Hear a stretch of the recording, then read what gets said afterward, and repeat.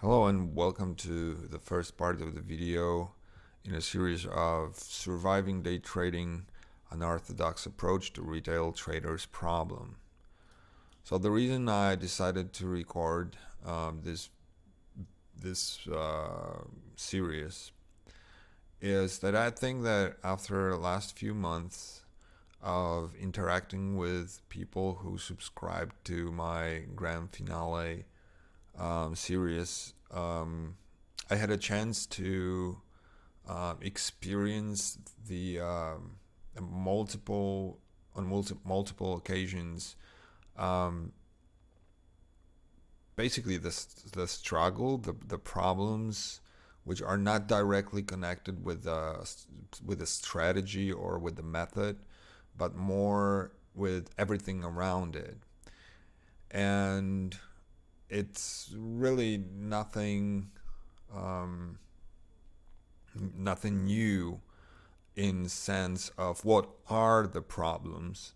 Like the people who are tried to help were actually very average in sense of what are known problems of retail day traders. So the goal of these videos and the goal of my thinking about it was actually not explaining what is the root of the problem, because we really know pretty well in general what are the roots of this. I will briefly go through this, but this is not going to be anything new for most of you. But I was thinking more about how to tackle these problems, and the ways that are generally and publicly published on the internet or in the books are kind of also known. And what I decided to do is to create some kind of a bit different approach to this subjects, to these problems. So in this video, I'm going to explain how I propose to attack these problems, how to deal with these problems gradually, and with the help of with the help of a particular strategy which you can implement in the markets to be also helpful in the process of growing as a profitable day trader. So I'm not gonna go deeply into characterizing these problems, because like I said, I think most people really have good understanding what are the key faults, key problems that are holding you back in this really tough thing, which is day trading. And I've noted here these 6 points, which are the key problems. And like I said, you don't really have to identify with each of these problems, but this is what I've noticed the most. And like I said, this is nothing new. Like, it's really straightforward that most retail traders are unable to add into winners, and when they win, the winners are much smaller compared to losses, right? So the second problem is actually the large losses, and it also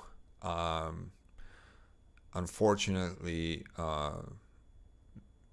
comes with the second thing, which is even worse, when people are adding to losing positions, when they are adding to losses. So then comes the overtrading, gambling mentality, and leverage, which are all connected with each other. And since like overtrading is not specifically always the problem. The things like revenge trading, rage trading, whatever you want to call it, it comes to this gambling mentality thing, and it all is possible not only because of your mental disability to to have a loss or walk away from the computer after having a daily limit of losses, or however you define it. It's a leverage, right? Because without a leverage, we wouldn't be able to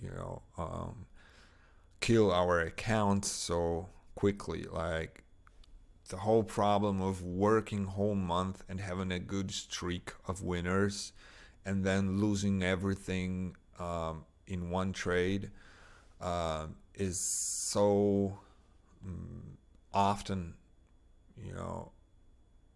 on a retail account. Like, it's basically the reason why most people are so so desperate, so down, so depressed when this happens. Like, you can have 3 months of gains, and this is the worst case.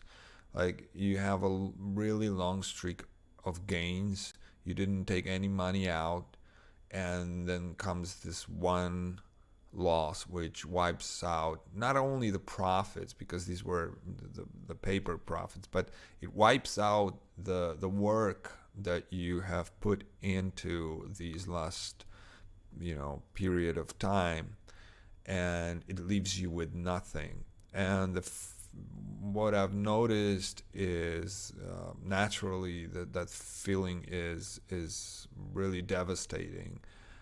It really leaves you with the impression that you've lost the time, you lost the money, and the perspective of getting it back, is pretty terrifying. So it also comes down to the lack of sound strategy, which is based on facts and data rather than on just simple technical analysis. And I'm not saying that the technical analysis in general is bad, not at all. I think if you're good in it, you can really time the market well. But what I will propose and suggest is to always have this element, even in day trading, always have this element of some kind of a reasonable data. Like, let's say that we are going to use the sentiment. We want to have this sentiment, this market sentiment, not just through some kind of a MACD or RSI thing, which is actually the derivative of a price. So we don't want to have only price analysis and derivatives of the price, so like indicators based on price or just volume. We need the data which will show us something different than the price, something underlying the market itself, and we're gonna implement this in the strategy. And it also comes with mixed up knowledge. So there are so many myths and half truths, I would call it this way. And it really boils down to this, in my opinion. Like, you can have a book about market wizards who are, for example, famous hedge fund managers who run long short portfolios. You have courses from people who were working at Goldman Sachs or JP Morgan, and they have these, large, extensive knowledge in books, in courses, in videos, and they will tell you how the processes in these institutions looked like. And they will tell you this in the sense that you're never gonna make it if you're not like using this kind of process, if you're not thinking like them. And to some extent, it might be a right way to think about trading or investing, but in most cases, and especially in case of day trading, this doesn't apply at all. Like, this is the worst advice that you can get. And the problem with, today's social media, like trading, investing social media and education material, is that we mixed everything together. Like, risk no more than 2%, or have always, if you're long, you're gotta be hedged with some kind of a short. In other market, you always have to be diverse. I mean, these terms came from the industry, which is totally something different that you're trying to achieve as a day trader. They have totally different problems as big institutions than you as a small trader with a couple $1,000s on your account. And you have the great advantage, which you're not gonna get if you're gonna use their process, because their process is in large determined by the amount of money that they have to deploy in the market.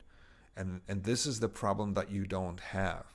So mixing the knowledge and the education from these guys with your path might be a good thing if you're trading a portfolio of stocks, but it usually is not a good thing if you are just day trading your retail account.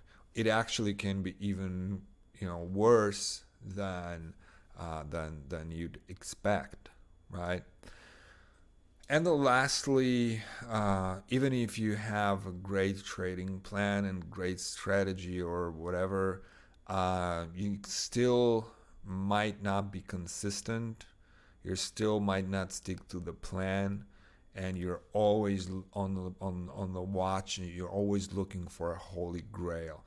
Like, this is something that really sometimes like pisses me off when I'm discussing things in my group, or with when I'm reading FinTwit or any other thing. Is that people always try to get the best trading system, the best signals out there, and they like almost believe that there is something that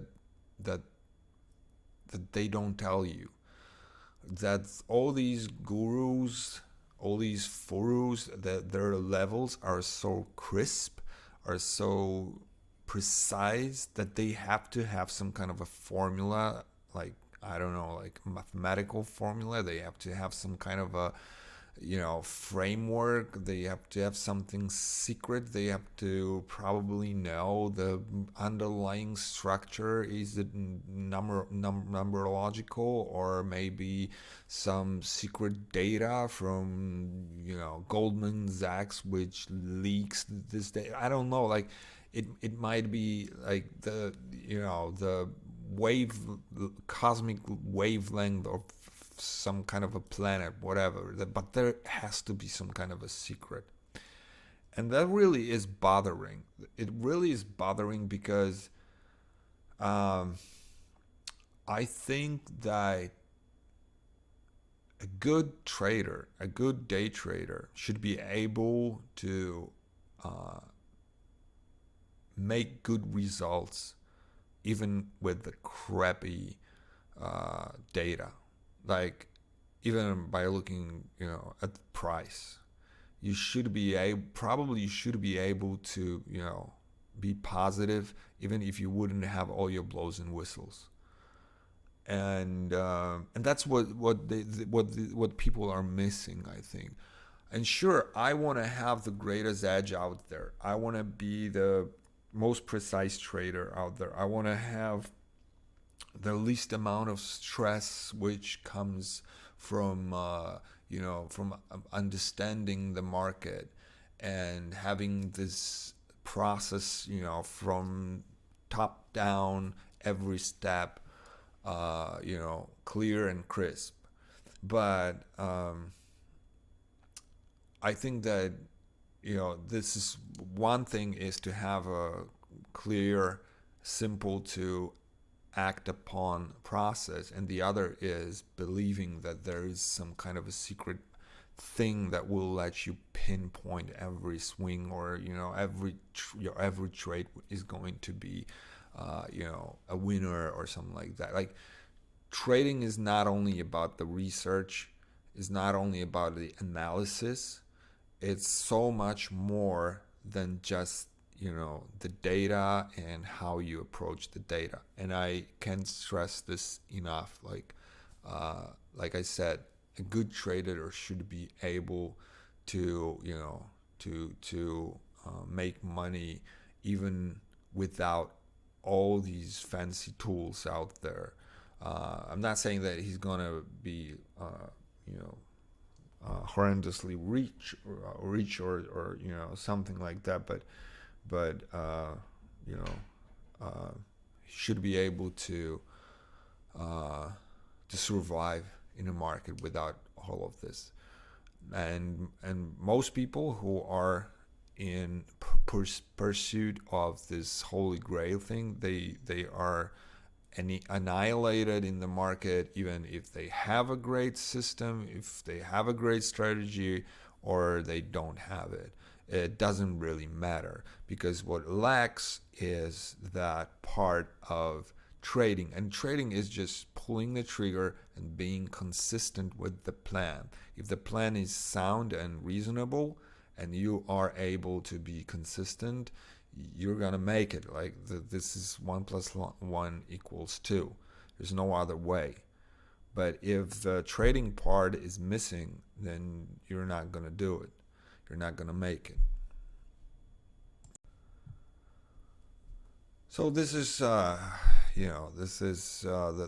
key problems are connected with our expectations, right? So the average expectation of a retail trader are that you want to make money each and every day, or like most of the days you want to make money, because this is what you do. Like this is your job, right? If you're going to a regular job, you're actually making money every day, because you're living it from the paycheck to paycheck, right? So, and this is what you expect from trading. Like, you want to get paid every week, every month. And this might cause some problems, right? But we will try to handle it later on. Now, the second thing is connected with this one, is like, we hate losing. We totally hate losing, because it makes us feel stupid, look stupid. It makes us being wrong, and we hate being wrong. We are afraid that maybe we are losing our edge, and this is interesting thing. Like, the more accurate you are, your strategy is. So let's say you are winning 9 times out of 10, and once you will see like 2, 3, or 4 losers in a row, you are losing the faith in your process, right? Someone who is like 5 on 10, so like has about a 50% of accuracy, they are not so worried about like 5, 6, 7 losers in a row, because they understand that this is the part of the process. Statistically, it's okay. But if you are too good, you're very easy on. I mean, you easily are going to be depressed, only because you have 1 more loss or 2 more losses in a row, and it never happened before. So you're like, maybe I need to find something else. Maybe I need to tweak this, because you don't understand the statistics of of your process, of your method, and a simple math that even if you have a 90% winning system, having a 10 losses in a row is not something impossible, right? This is just simple math. And that, of course, the third expectation is getting rich relatively fast. So we are day traders, and the problem with day trading is that it potentially gives you the ability to make a lot of money in a short period of time. Potentially, yes. And you potentially can find a trading method which on paper is going to do it. Okay? And it is doable. Like the method I will show you will on paper will probably show you that you can get there relatively quick, whatever your goal is, but it's totally different from the perspective of a swing trader or investor and a day trader. Like day traders are totally disconnected from the reality, and I will talk about it in a minute because of the distortion of time. The way we as day traders perceive time is so fucked up that it's amazing. Like everyone I talked with about it, they when I asked them about the time frame of their expectations, or the time frame of when the market changes, I'll talk about it in a minute. They are so off the scale. Like it's amazing, and that's why I decided to put one more slide with this time distortion. Like it's something I didn't expect to be the problem, but it is the problem, but it's kind of unconscious problem of day traders. Yeah. So this all makes the deadly mix, what I call it. And I'm not going to get into the details because there are tons of good stuff about it, and people who are actual psychologists or neurologists.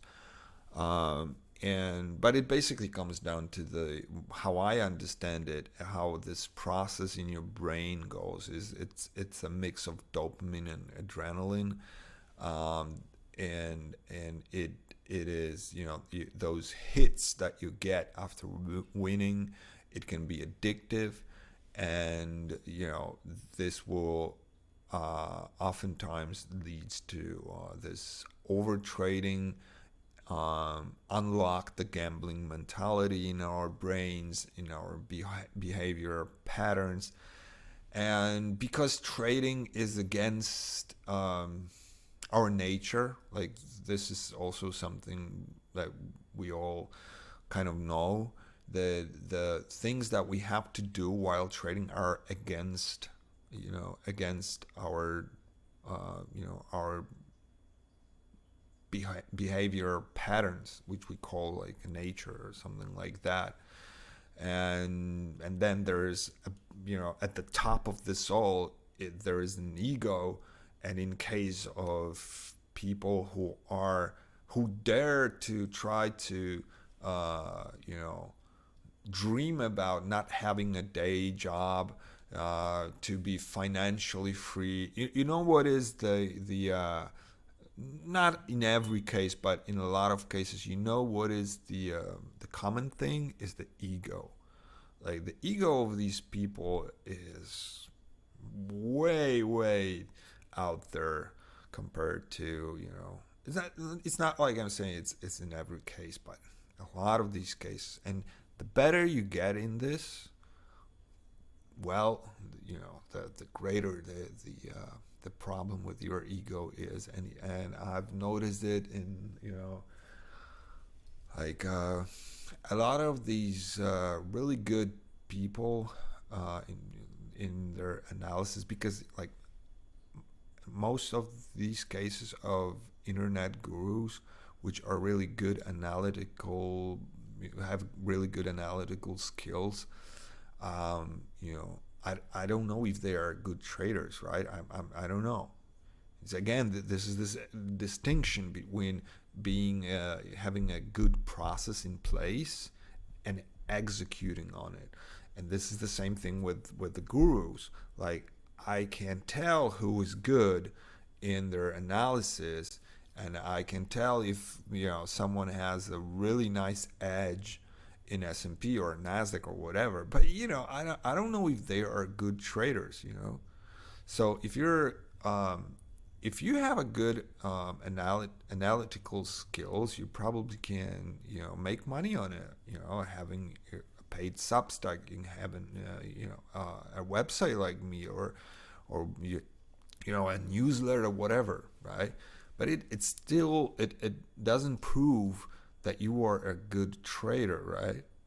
And that's where the ego comes. Like, the ego is really something that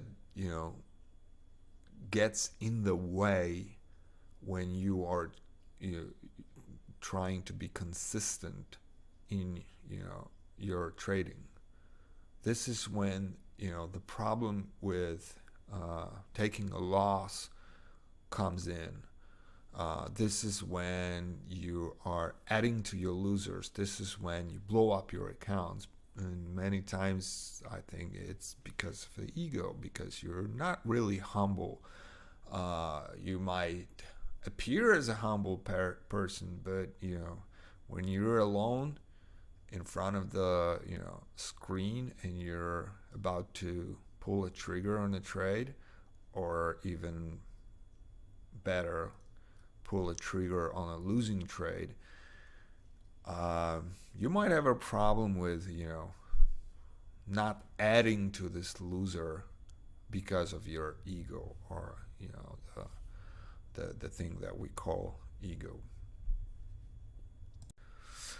Okay, so there are two ways to tackle basically the bad habits, right? Because all the problems that were listed that apply to trading are actually bad habits.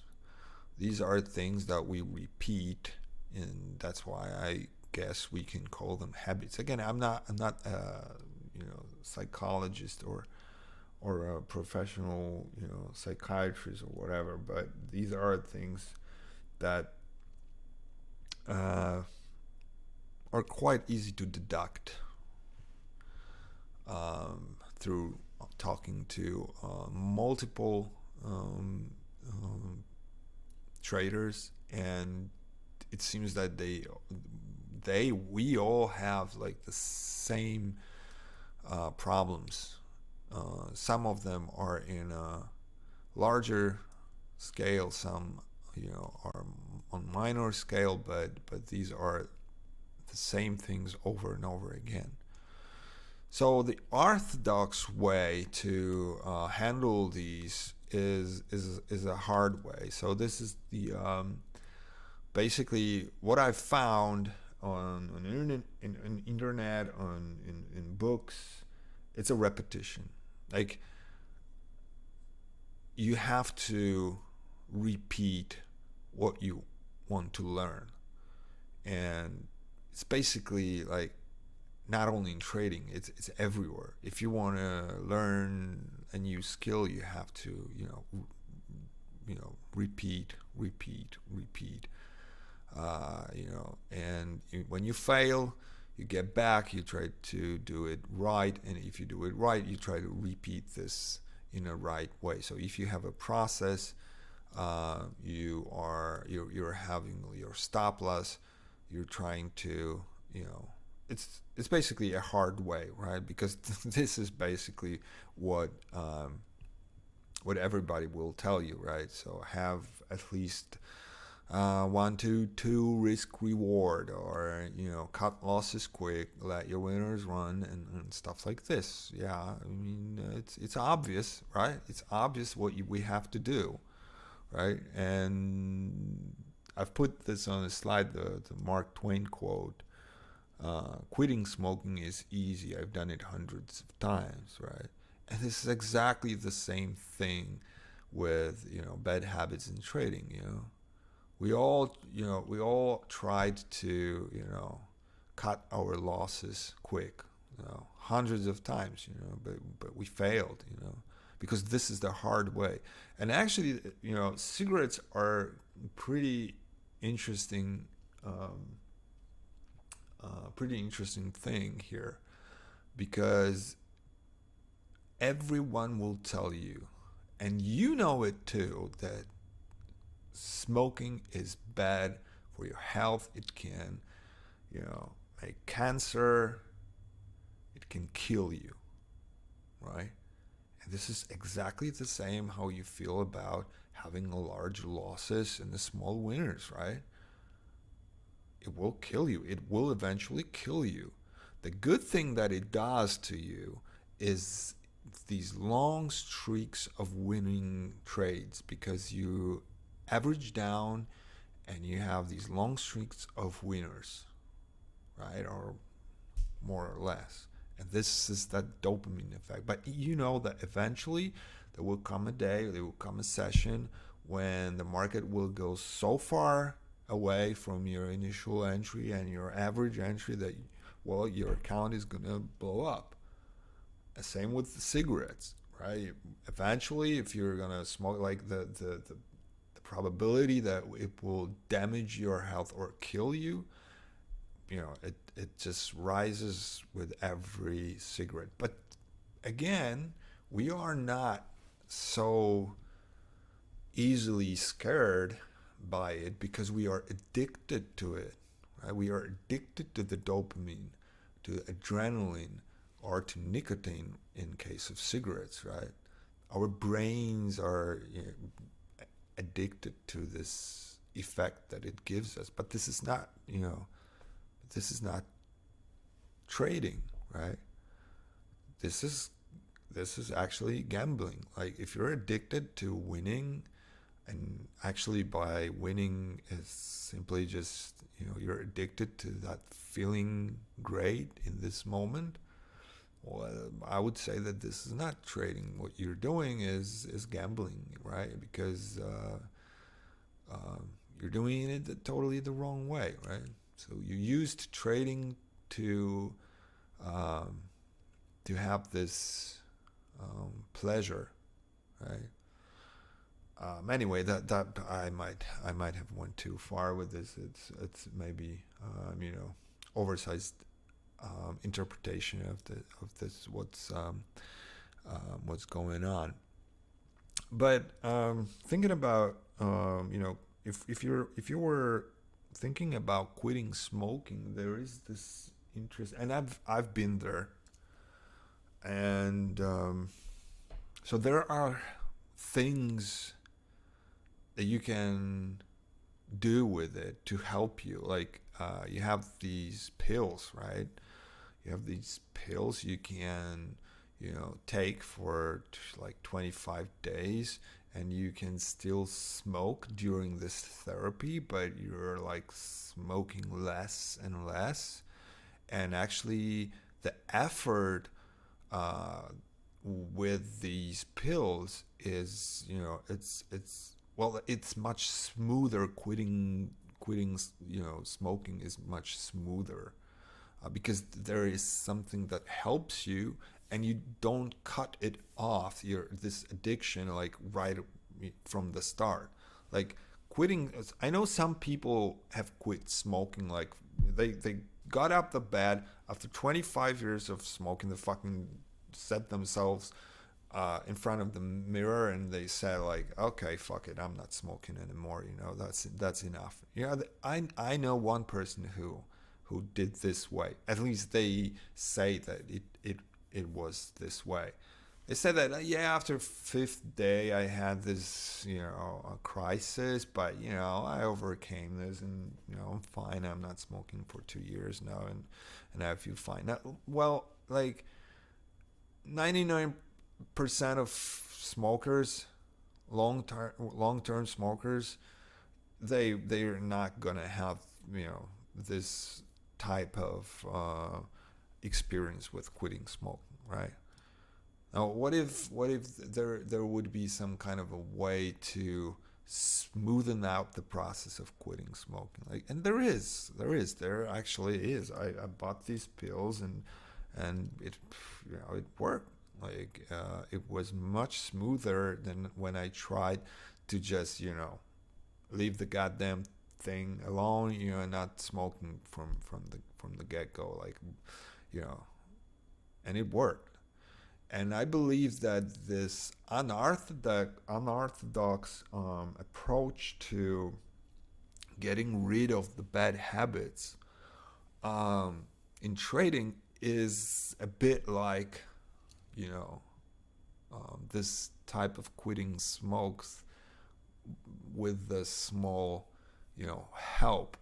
And the help consists of, okay, so we will limit down the things that we are addicted to, but in a very specific way, which I'm going to talk about in a minute. Oh yeah. So I've made this slide like I don't know if it's any good, but maybe it will talk to you talk to some of you in a more reasonable way. Like, so there is this sport, I guess you can call it sport, that people have these wingsuits, and they just jump off the cliff, and they like try to fly as far as they can. They have also the parachutes, and when they are close to earth they open the parachutes and stuff. I'm sure you've seen this. So the thing with this is that when it got popular in early 90s, I think, the the percentage of people who were doing this and died were like off the scale. Like, I've seen this documentary, and the girl who was, this athlete, and was, jumping with in these suits. She had a accident and she was paralyzed, and there was her father in this documentary, and he said that, well, she will never walk. That's what the doctor said. But I'm glad that she's alive. And she said that she actually believes that she will walk again. She will jump again. And this really, reminds me of the reality of day trading, not in the sense that you're risking your life. Like, this would be really extreme, but you're every time you do day trading, you're actually doing a very risky thing. And not because it's impossible to jump and not to die. It is possible, right? And I can imagine, the benefits that it gets to these people. Like, they are addicted as fuck. Like, oh my God, they don't imagine life without this. Like, if you look for this documentary, it's on YouTube, I think. Like, it's unbelievable. Like, this is their whole life. This is the purpose of their lives. If you would take away this, this jumpsuits from them, they would kill themselves. Like, even that girl who was in a wheelchair, like, she totally believed that, at some point, yeah, I mean, she will jump again, even if the doctor said, no, she's never gonna walk again, not to mention jumping in this. And the funny thing about this is that if you look at the statistics, how many people died at the early stage of this sport is it's amazing. Like oh shit, sorry.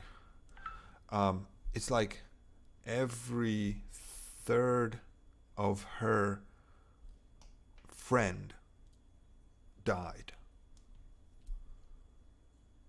Every third friend died.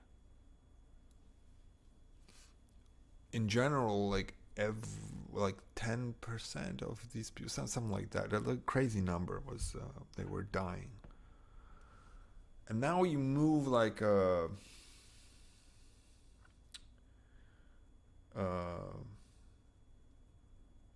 give me a sec here. We move like 10 years into the future, 10, 15 years, like let's say to present days. And when you will see that the popularity of this sport is much greater, and the fatality rate is lower. It's not that they don't die; they do die. They do die because it's dangerous as fuck. But what they did is they constructed this methodology around it.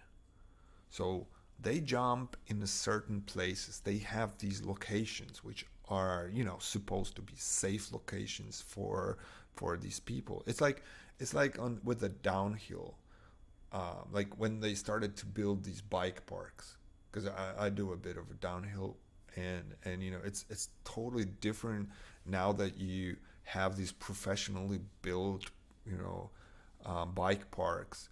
And there are, even though they are some trails are really dangerous, but this is a black trail, this is a red trail, and you're not that skilled to get on the red skill, so you go to the blue trail or whatever. And so what they did is they regulated the space, the very dangerous space, but they regulated. You still can do it, but you do it in a safe way, or in a safer way, right? So the wingsuits are probably better. They may be safer. Probably you will have teachers. They will show you the techniques. You will prepare for the jump and stuff like this. Like, what I'm trying to say is that maybe you don't have to resign from all of these benefits that day trading gives you. Having sometimes to add to a loser maybe, but it has to be done in a manner that is not gonna kill you. So maybe what I'm trying to say here, that it is not about just cutting your losses quick and letting your winners run. Maybe we can do some of these things, but in a more regulated fashion, right? And this is what I'm going to propose when I will get into the actual trading methodology, which is constructed, for the mentality of a retail trader. Which acts in this way, in most cases, from the start. Yeah.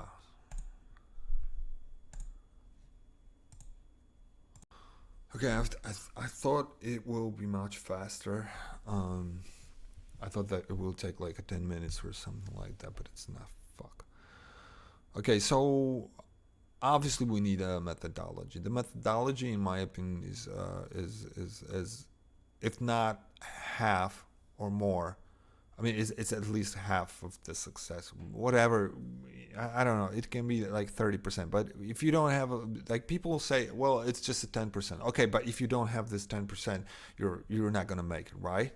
So whatever the number is, the methodology has to be there, right? I don't care if you say like it's 50% of the success. That's stupid, right?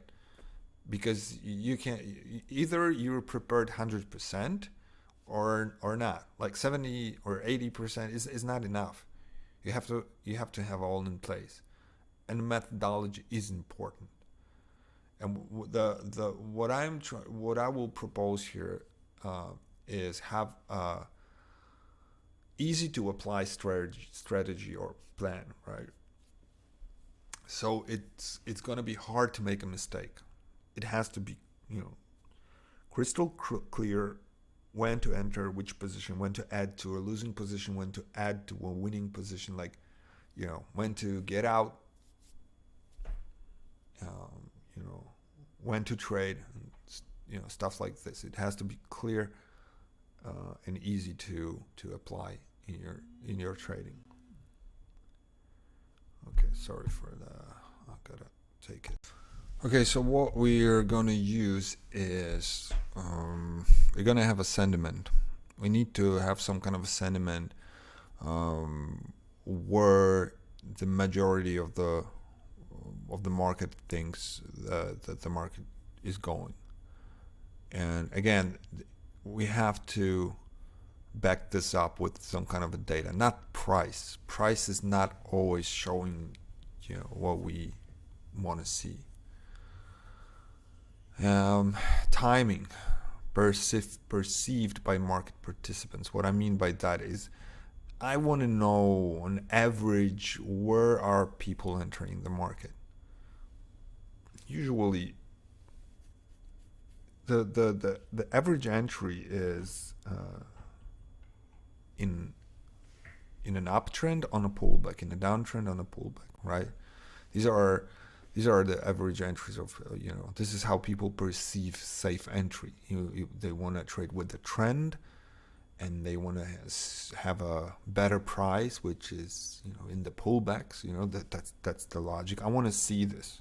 It's not that I want to trade it, but I want to see this. I want to see how the market, what is the market sentiment, and when and where they are, they're actually trading, when they are going. Why?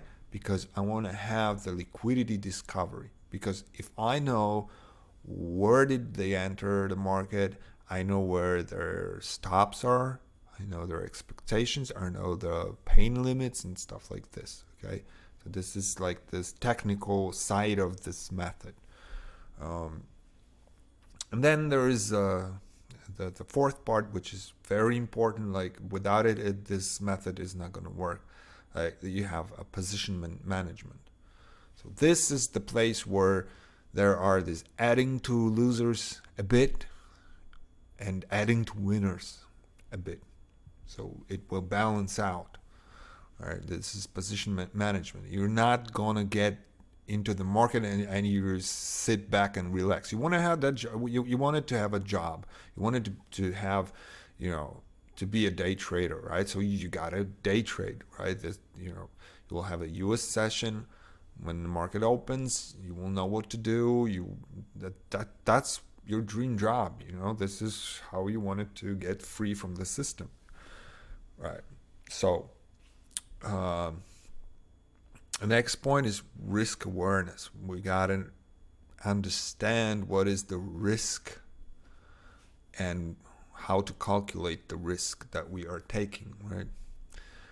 And then there are a few rules, obviously, to every strategy or method. You have to have some side rules, like time limits. So we're gonna, and most of the time we're gonna trade during the US session.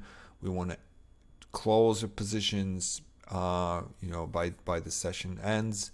We want to be out.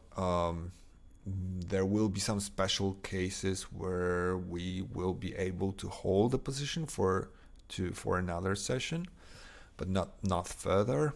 But these are the small rules which will, explain the different possible outcomes of our trading. Okay, and last one slide before we get into the methodology itself is the the thing which I think is very important, and it is very hard for some people to apply. So I got this guy who trades with, big lots, like, 5, 10, 20, sometimes 30 contracts on ES, right? Okay. And when I tried to make him reduce the risk, he's like, it doesn't, it just it just doesn't cut it. Like, I don't feel any emotions with with the smaller size. I don't see the point trading smaller size, stuff like this. So you might know, or even experience the calisthenics training. It's like training with your own with the weight of your own body, right? And there is this thing, like, so I had this book, like, from the guy who invented it or popularized it. I don't remember. But there was something that really struck me, and it was very interesting. He said, like, whatever you're doing right now in the gym, like, you can lift a lot of weights, or you can, like, do nothing in your like, no exercises and nothing. For both of you, the start in the calisthenics, like in this set of exercises, is the same. So like he said, I don't want to hear about, but I lift like 100 kilos on a bench. I mean, bench press 100 kilos. I don't want to hear this. I don't care how much you lift, how many push-ups you do. We want to start from the very beginning. We want to start with the most simple form of this exercise to prepare your body for what is to come, and to do it in specific time periods and time frames. Because even though you might be bench pressing 150 kilos, you still might have the parts of your body are not prepared for what is to come. And the only way to prepare your body, like holistically, so all the muscles, all the joints and things, with these 4 different types of exercises, is going to be gradual and in a long period of time, so like a few months, right? So you will get to actual push-ups, in 2 or 3 months. But before this, you will learn, the technique. You will learn, and it will be like boring as hell at the beginning. But actually, after like doing this boring stuff, you won't even notice, right? You won't even notice when you're, progressed. And all the problem is, let's say you are doing, already you are doing like, I don't know, 50 push-ups, right? In one streak, one series. So let's say you were comfortable trading 10 MES, right? And I'm telling you, you will start with not 1 MES. You will start with 1 SPY. It's like telling somebody you will start with not even push-ups. You will start with push-ups on your knees, right? And you will just do 5 of them. And next week you will do 10 on your knees. So which is like, 10 times less, 10 times lighter to do, right? and you will stick to the plan. You will like gradually progress with the number of the contracts, or whatever instrument that you're going to trade. It may be like a really small amount of CFD, and it will be boring, and you won't really find you probably won't find it necessary, but it is crucial. It is like a key thing.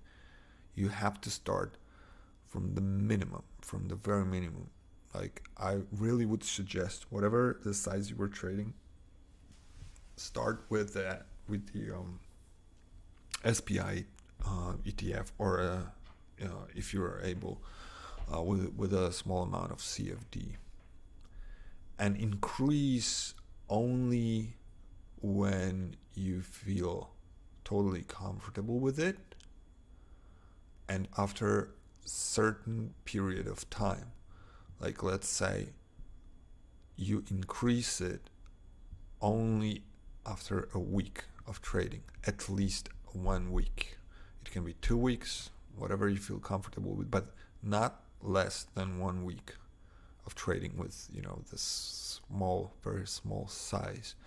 And only if you have a positive week, not only in the sense of your P&L, but also a positive means that your technique was like 100%. You did what the plan was 100%, because this is the only reason for you to be able to progress, right? So if you didn't do everything right, like 100% right, you're not allowed to progress. You're not allowed to progress.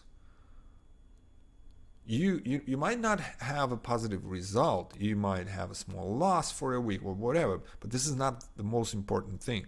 Your technique has to be perfect. So if you did perfect, like everything was great, you're up on a week, okay, you can progress. Let's add one more contract.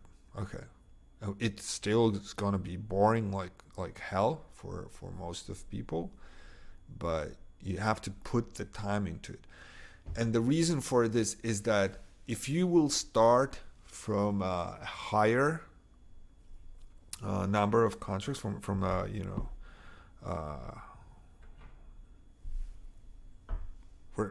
a greater engagement money wise, you will progress quickly to a point which will be your ceiling. You're not going to be able to get through it because you didn't have this time invested in progression. It's a key concept. Like, if you really aim for a career in day trading, you cannot have these moments when you're overwhelmed by the size that you're trading, that you're afraid to pull a trigger. Because if you do, you will be inconsistent and you will make more and more mistakes. The only way to do it is to have a really, really smooth progression curve. So no matter what is the size that you're trading now, you have to get back to the very beginning and progress gradually, and it will be so much easier for you to operate your desired size in the future. And this comes also to this thing which is time distortion, right? The time which is perceived by day traders is distorted, because the potentiality of getting rich is so tempting that it seems like a 1 month is like 1 year. But what people don't realize is that after a year of struggling, of looking for a perfect system, you will think to yourself, shit, if only I did one thing only throughout this year, I would be so much better off financially, mentally. But back then, you didn't realize this because you were looking from the perspective of a day trader with a distorted time frame. Like you are focused too much on the short-term time frame, and your brain operates in this way. And then suddenly you wake up 4 or 5 years later, and you wasted your time on the day trading strategies, jumping from one day trading strategy to the other, and you were like, fuck, I could just have, I don't know, like, for most of you, like, you could just buy stocks, right? And you would be financially, you would be better off than trading, than day trading, right? In the way that most of people do, right? So you have to understand that investing some time in the progress, in this progression, is totally like, it's like a snap of the fingers, in a year you will be so thankful that you didn't go full on throttle from the very beginning, because you will also understand the strategy, the market better when you are involved in the market, but gradually. You're involved gradually from the very beginning, and this is what I suggest you do. Of course, you will do whatever you want, but this is my idea of how to help most of people that that I got to know, and this is how I propose to to progress as a day trader. I personally, I did it the hard way. So the hard way was which was like the repetition, which was so I didn't allow myself for adding to a losing position. Like I just tried not to do this, and I failed many times. I added, I changed stop loss, I took my losses, I mean my winners, much quicker. Like this was really a normal way of a retail day trader. And I think what I'm proposing now is I think it can actually increase the speed of your path to be a better day trader. So now we will go through the method itself. I talked about it a bit earlier, but now I will show you what it's about, how it looks like, and how to trade it.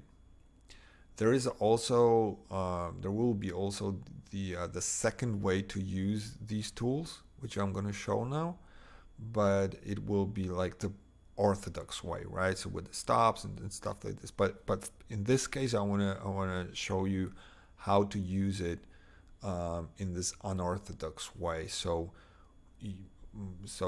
not eliminating all of the bad habits at once, and like I said, it's it's a bit different approach. I think it's gonna be interesting proposition especially for people who are totally struggling. Like I got this guy in my DMs for months, and it was like tens of DMs a day, and I was really on the edge of telling him that like I don't think that this is for you.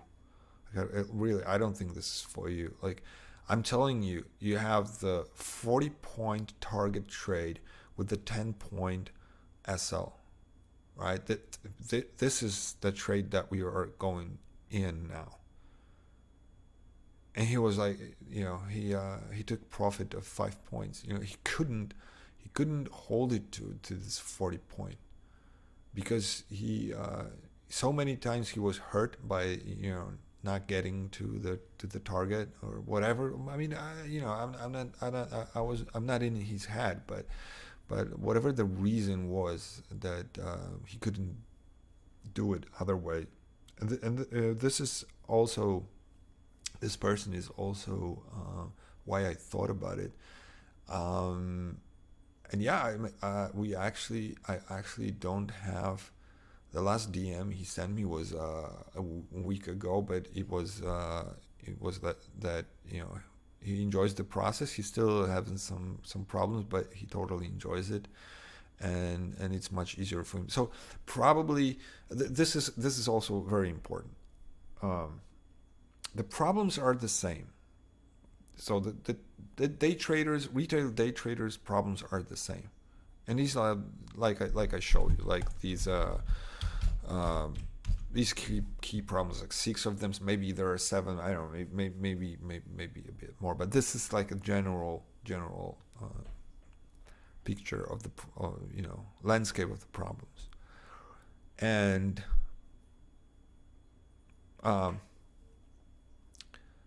but the people itself, their characters, their mentality, their psychological construct is a bit different. Like there will be, you can group them, but everyone has a bit different relationship with these bad things that they are doing. So everyone is doing the bad thing, but not everyone will cope in the same way with them.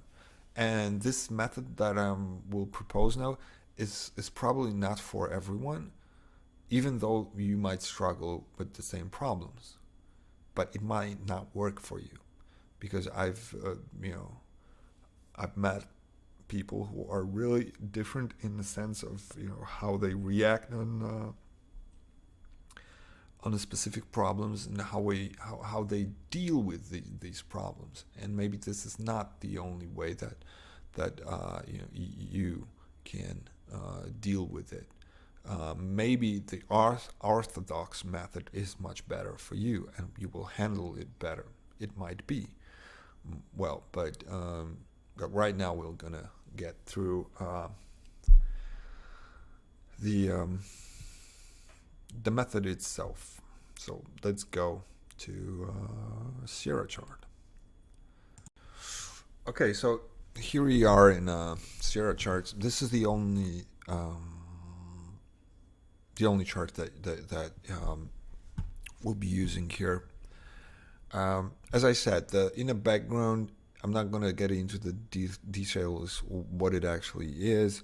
This is not based on price. This is not based on bid-ask data. It's not like order flow or something like that. So you have 2 things. You have a price chart, which is blue or red, the dots on it, and this indicator here. This is not an indicator like RSI or anything like that. It's based on the external data, which you can get in probably any every trading platform or analytical platform. So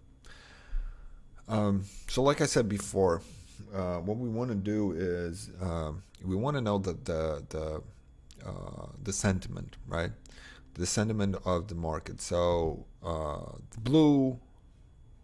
And by the way, I will explain everything here.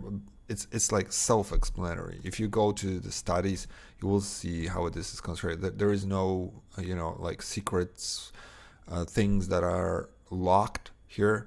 Once you get to your toolbox, you will find the template, the CHD file for this. In your ET toolbox. But I am showing this in this video because this might inspire some of you that you might not have access to this, so you can try to construct this by yourself. So this is ES 1 minute chart. and this is only as you can see, it's only RTH session, and this is primarily when we want to trade, right? So US session, and we have actually just three components here. So the sentiment is the color of the candles, right? So the blue one, the light and the darker one, is a positive sentiment. So it means that the market is, there is more buying in the market, right? The market is positive, even though the prices go down here. I don't know. You maybe want to try with the delta. I didn't check it with the delta. I don't know. Like you have to if you don't have access to this, you have to tweak a bit on this. Now the dots, you have a red and a green dots. Green dots can only be on a blue sentiment, so a bullish sentiment, right? So the green dots are the indicate what I was referring to, the perceived opportunity, perceived by the market participants opportunities. So you will see that there will be a lot of trading here, because the thing is that I don't remember when was this statistics made, but it was pretty clear that people are actually pretty good with entries. This is why you get these gurus or whatever, and they will and they will write down these levels, right? This level, okay, this level, this 3940, right? 3944, right? This is a great level, like. Yeah, but what do you do at this level? Okay, you buy. Yeah, sure, you buy because the price was above this, and price gets to this level, so you buy. Yeah, but what do you next? What do you do next? Like, nobody tells you this. I mean, do you have a target on this? Do you have a stop loss? Like, how many points is your stop loss here? How many points is your target here? Or do you even exit over? If this level is so good, like, is this like a generational bottom? Like, you get what I'm saying. Like level is just it's nothing. It's nothing without the process around, without how do you trade a level? Like, it's really not that simple. Anyway, so we have sentiment, we have perceived entries by market. These are perceived by the market participant as a good opportunity. So we have a bullish trend, right? But the sentiment is bullish, and market perceived this close of this candle as a good opportunity. This one. So they are buying. Like this day on Friday, the market was bought. The market was bought, right? And now the indicator. The indicator is it's like a stochastic. Like it's like it's showing you when there is too much of buying or too much selling. Like there is nothing like too much, but this will give you the average of different overbought, oversold things that people look at. But this is actually generated, and you will see in the settings what is it. It's a very simple calculation based on the external data too. You will see that the market actually does turn on the sideways days. It does turn when it gets to the green areas or red. Like here you can see, right? And market turns, we get to the green line, market turns, it goes up. It's really, really nice. Like here you can see that, we get to a red zone, right? Red zone, and market turns down. It gets to the green zone. You get the gist, right? Okay, so how do we trade it? These are just these three things on your chart. It's made for you to be extremely easy to focus, right? So you have sentiment, you have potential entries, and you have this overbought, oversold. I don't know how to call this, but it simply means that there is a over average buying or over average selling in these areas. So in the green, it's probably, over average selling, and usually, historically, statistically, market will turn here, right? But it's none of these things is a signal itself. Well, let's get to the signals itself and how to trade them.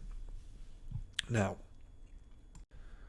okay, so there are just two possible scenarios. You either gonna add to a winning position, or you're gonna add to a losing position, and you're gonna exit at according to this to the scenario that we are in. So, first of all, we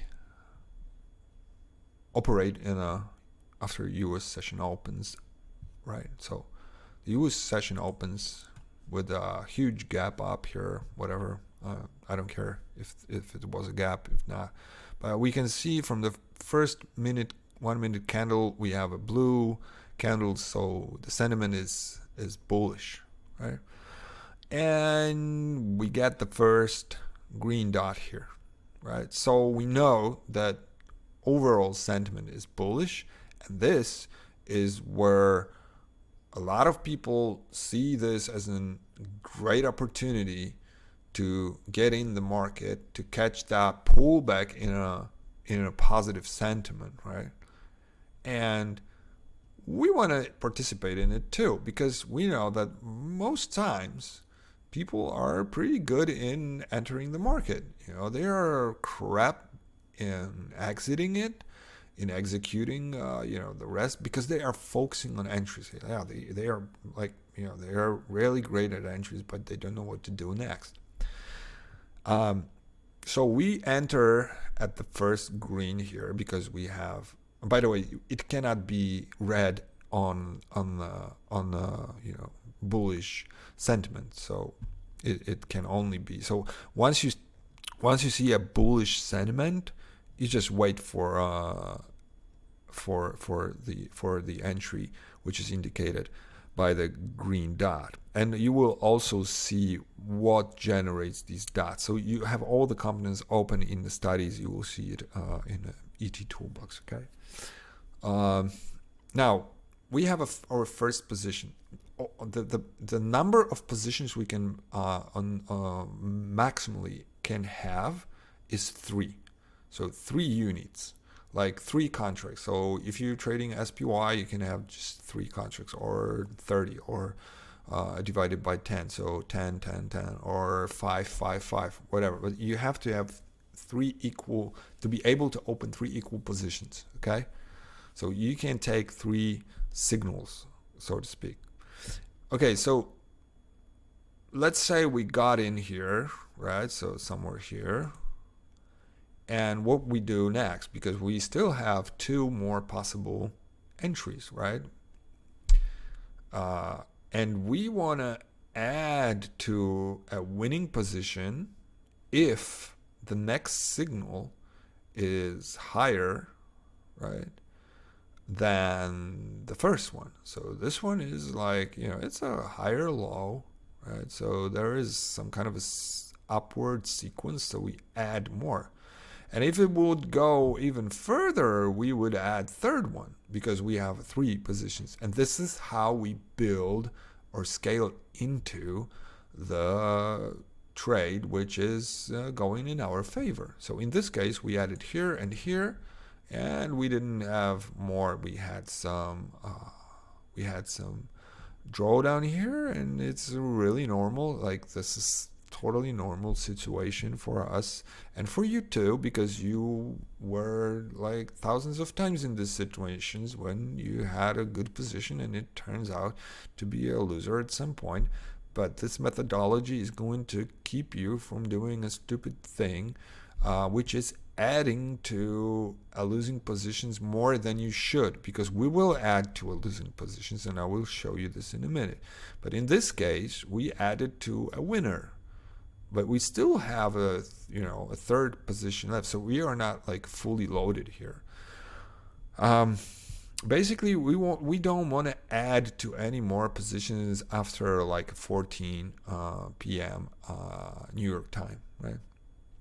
So this is like all these entries are lower here, so we do not add third position. We just wait for the market to get closer to close. So we should be in some profit by the end of the market, like 20 points from both of these, right?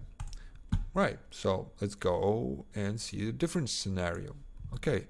So this day is actually the opposite scenario. So once we got our first trade, so which is here, because we have a red sentiment, right?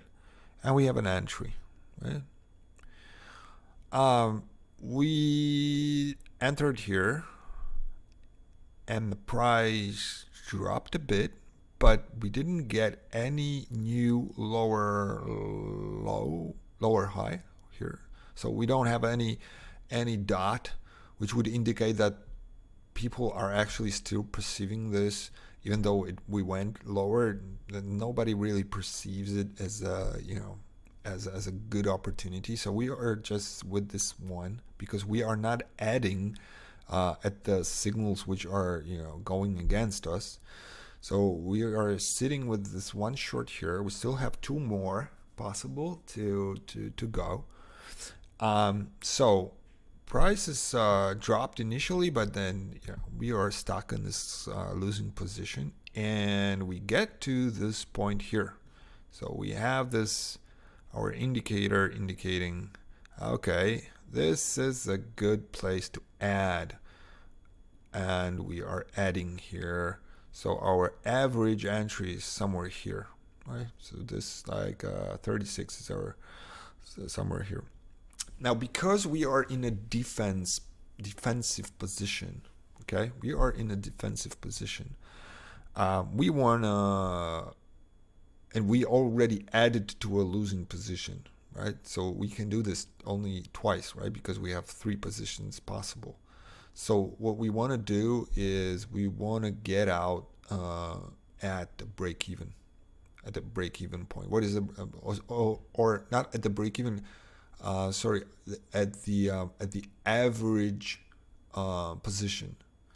So average price. So the average was like we had a 54 and 26. So the average is going to be like here 30, 37, something like this, right?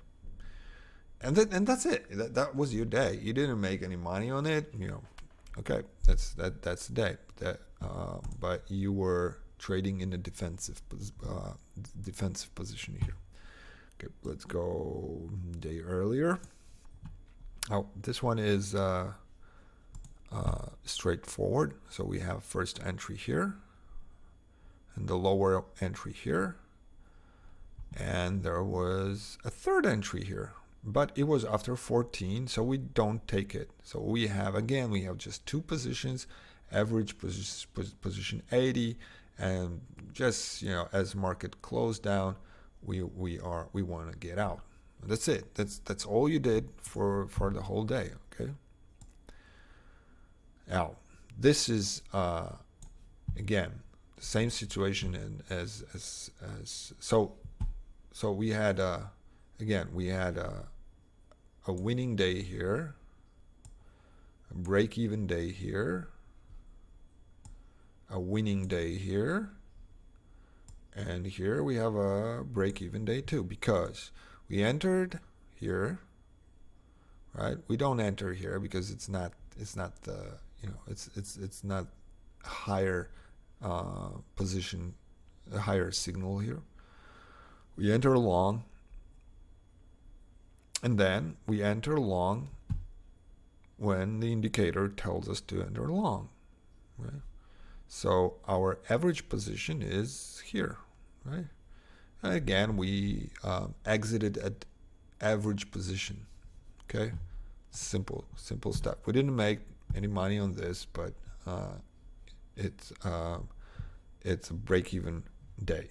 Okay, but it's not a losing day, right? And this is what you wanted to have. You don't want to have a losing days. And historically with this, you have way over 90% of days are in the money or break even, right? But you will have to go through it by yourself. Okay. Yeah, this day is straightforward too. So we had a entry here, first entry here. We might have entered here because this was like a lower one, but the thing about it is, when I want to trade with the trend, so when I'm adding to the trend, I don't want to see these higher points, entry points above it. Like I would like to see to quite immediately for the market to drop from my first initial trade. But we could enter here, then maybe here, and a third position would be here, right? Now, what about the stop loss? Because you really want to have a stop loss here, like a hard stop loss. Okay, so the way I calculate the hard stop is I take the distance between average position to, in case of the short, to the highest entry, and add this distance as my stop. I will show you exactly what I mean in a maybe a bit more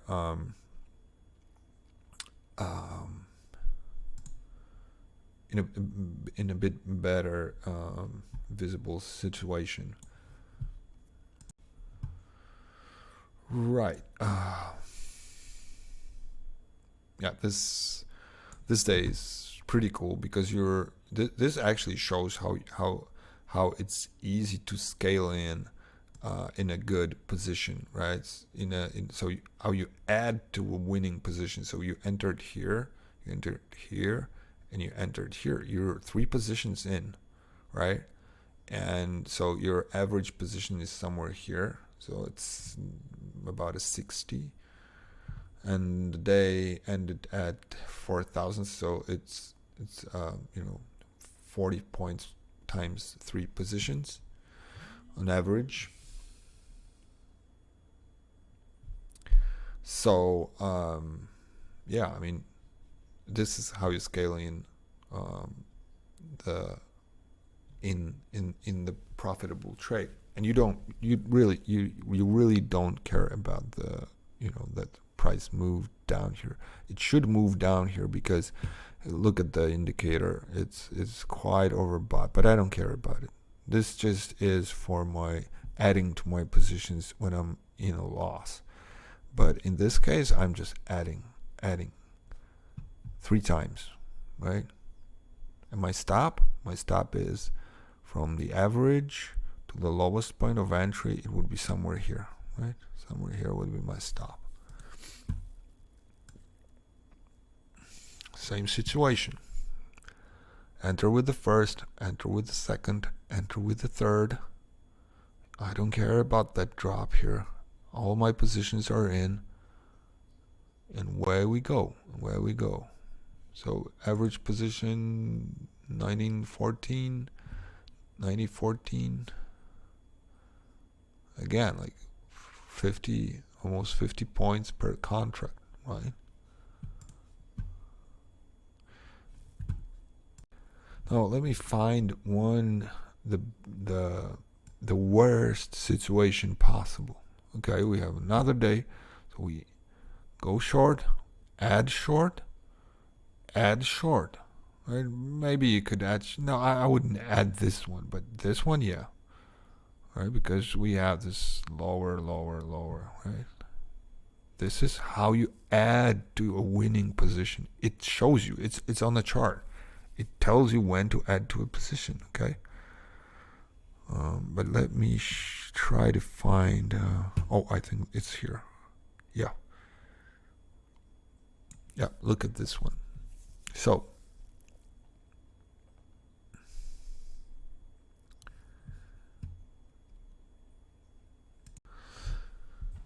why, first of all, why the market returns or tends to return to trapped positions? So in this example, we had buying here and buying here, right? And look how much buying is here.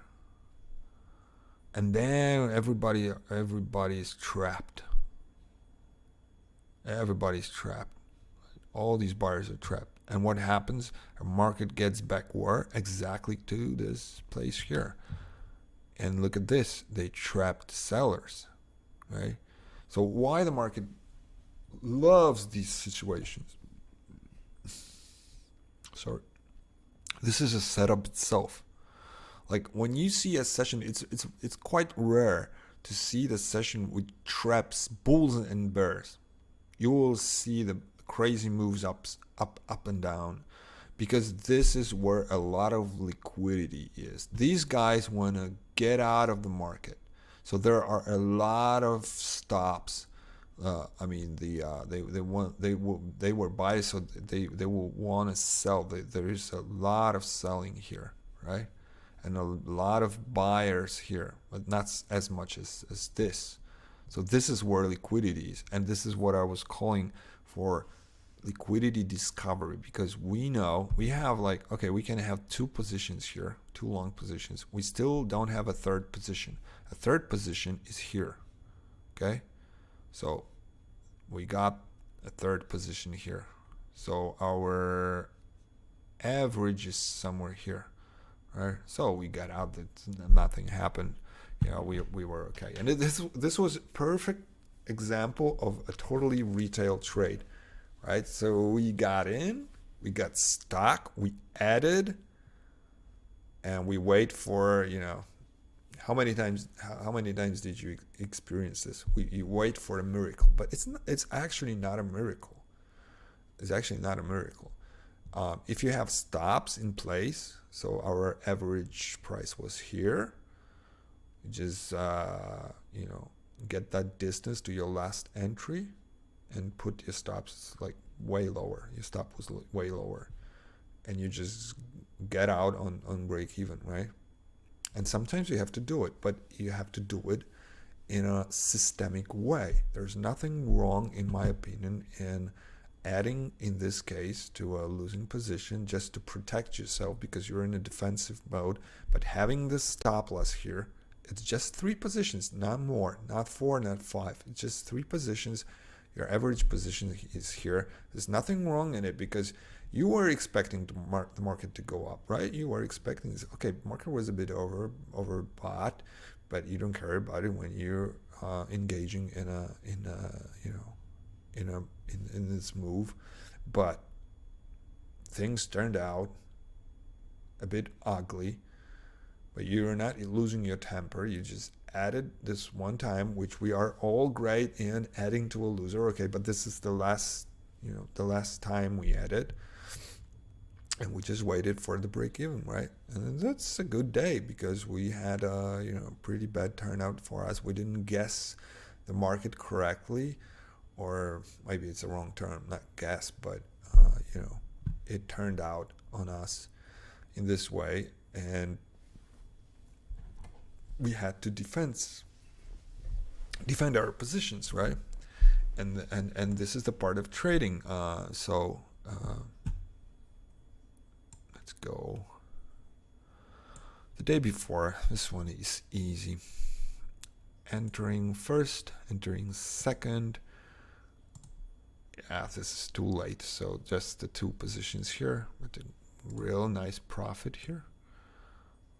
Here again we have this enter the first position and the second one here, right?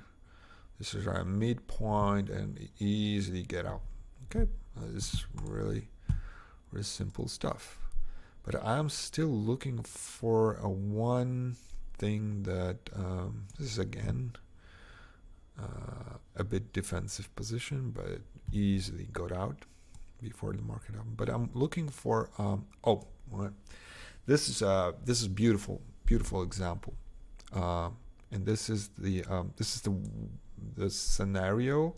It was actually this is the Fed day, so it's not representative, but let's assume that things like this happen. And it's not like you cannot trade on these days. You can, okay? You can trade. So let's go through this date. So first of all, we had this entry here, right?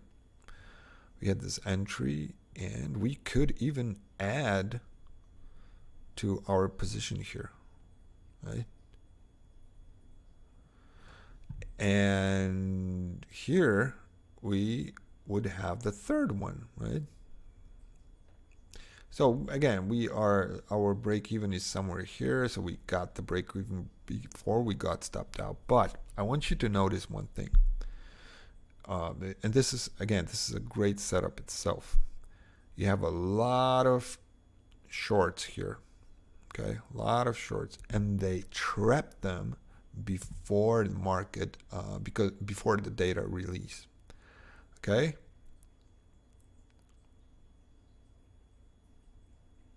This is where when Powell started to talk.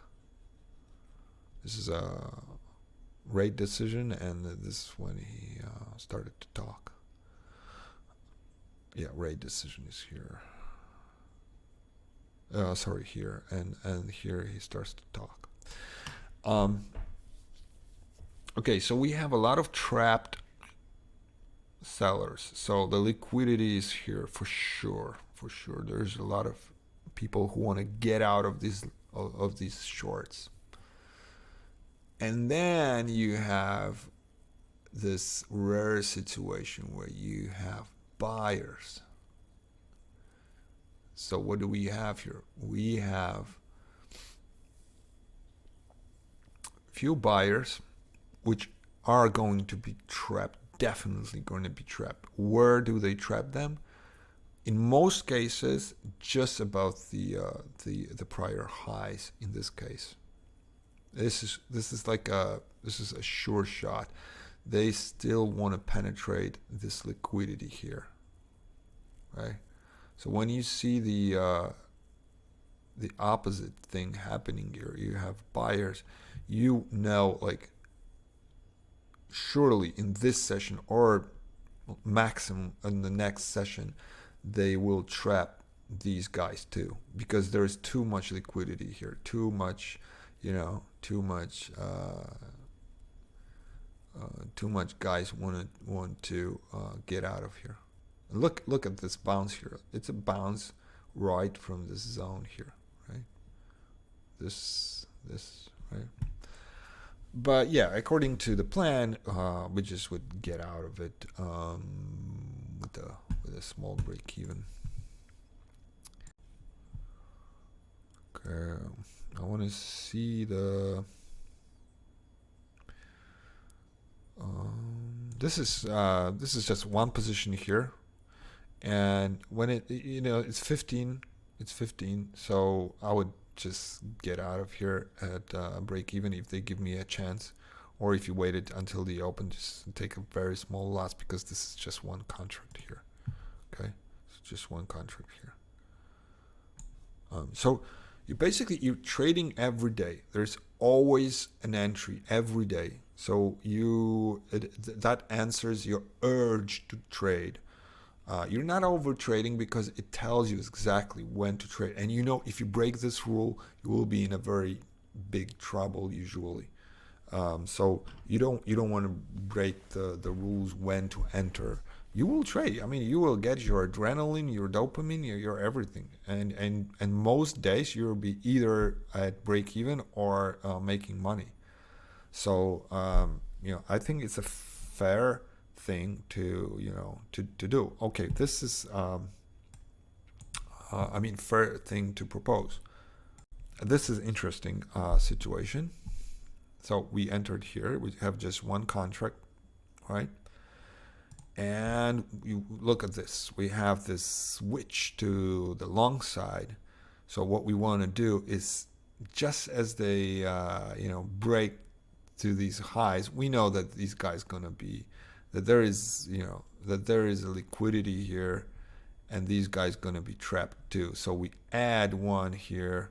It actually corresponds with our indicator, and we write it down, and take some profit here once they reach take the profit here once they reach our original entry.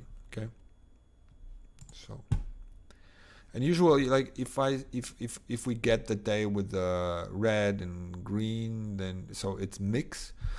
I would get out with a small profit here, or even break even. Just leave it, and you don't need to trade this. That's a beautiful one. These are the days which will make you most money with this method, okay? And you really this will help you understand what it means to scale in the winners.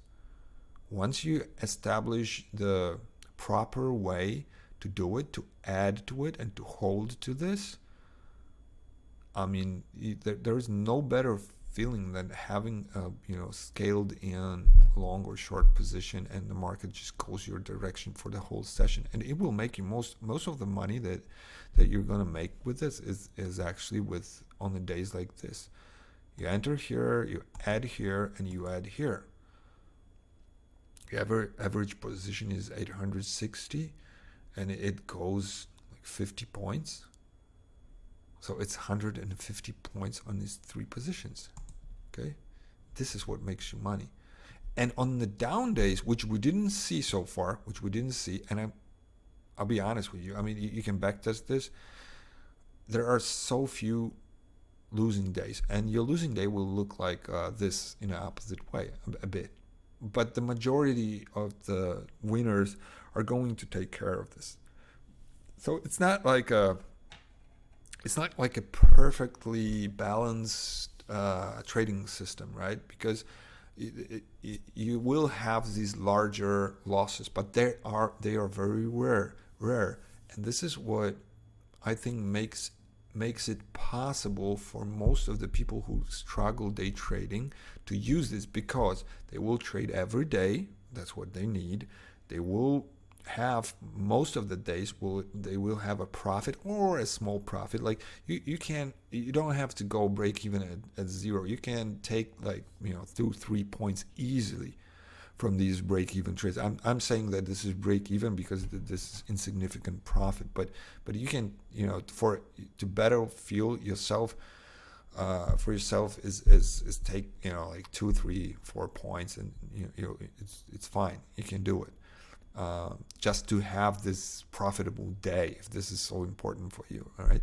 But the most important thing is that even though you are adding to your losing position sometimes in this limited way, you still are net positive, and your results are net positive, and most of the days you are winning. Like the majority of days you are winning. Okay. So this is it. That's the method. It's very simple, but based on good data, not just the price, not just volume. It's not some patterns. It's it's the sentiment. It's technical, the entries, and you got a timing, and you know when to add to a winner and when to add to a loser, and how to do it. Okay, so the best way to practice it, and you have to practice it, is with some kind of a very small contract size, like SPY, maybe CFD. Use CFDs, or I don't know, like if you're really you know really if you're really feeling comfortable with it, just try with MES, but I don't know if it's a good idea. So yeah, you can find this. You will find this template in Sierra chart book in the ET tools. I hope this will help some of you who are still struggling to get the confidence to understand, how to build, how to construct the a trading, because I hope you noticed that this is primarily a trend trading thing, but it operates also in the reality of choppy days, because you will see that it will hold to this. It rarely switches from bullish to bearish, and even if it does it provides an even better opportunity. But because it has strict rules, it has stop losses, it has a time mechanism to target the trades, I think it will be much easier to get involved in something like this than just having a great level, but you don't really know what to do with this level. I mean, it's probably going to be reactive, but for 2 points, maybe 5 points, maybe 10 points, you don't know.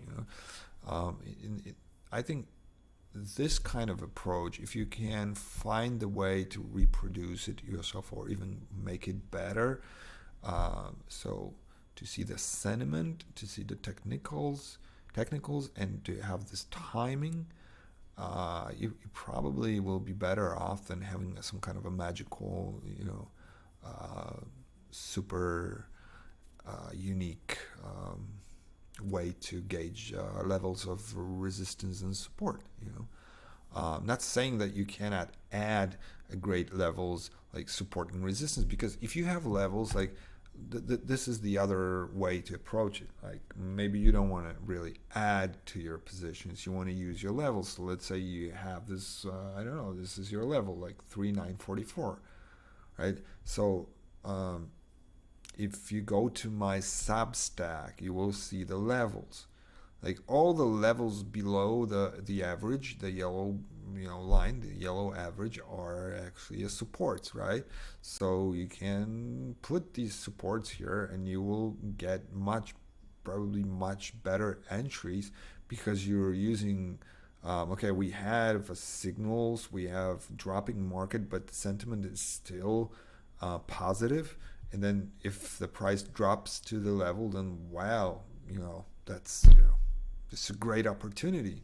And with my levels, you have also the stop losses, right? Because every level has its stop loss. So it's usually like from 5 to 10 points stop loss. That depends on the ranges of the levels for a day. But yeah, I mean, if there are levels, it's much easier to use it this way. But just remember, if you have a good precise levels, I mean, use it with a stop loss. You don't, if the level doesn't work, you don't have to add to our losing positions.